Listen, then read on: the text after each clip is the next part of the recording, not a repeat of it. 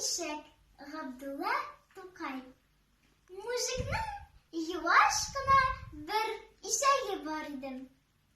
Иясе бу ишәкне урманда табу читен булмасын өчен муенына кыңгырау такты. Ишәк әлбәттә медаль хакында сүзләр ишеткәләгән булырга кирәк. Менә бер заман үзенең медале белән халанырга, борынын күтәрергә башлап, борынгы үзенең иптәш ишәкләренә әйләнеп тә карамый торган булып китте.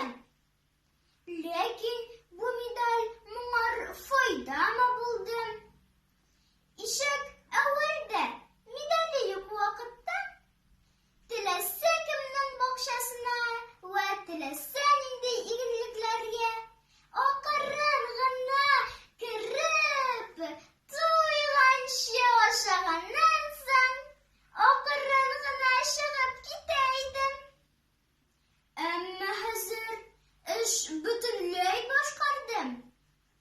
Ишәгебез бер күршенең бакчасына кереп, авызын гына сузмакчы булсам, гынак шомлыгы медаль шалтырый.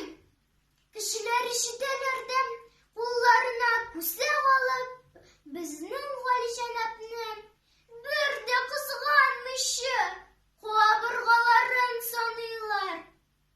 Менә бер заман көз җитте.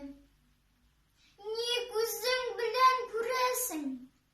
Ишәкнең коры сөяге иле кутырлап беткән, тиресе генә калган.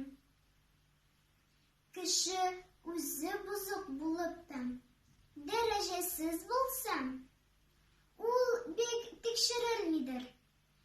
Әмма бозыкка дәрәҗә бирелсә, аның бозыклыгы мәсәлдәге кыңгырау тавышы кеби бик тиз һәм бик ерак ишетеләдер.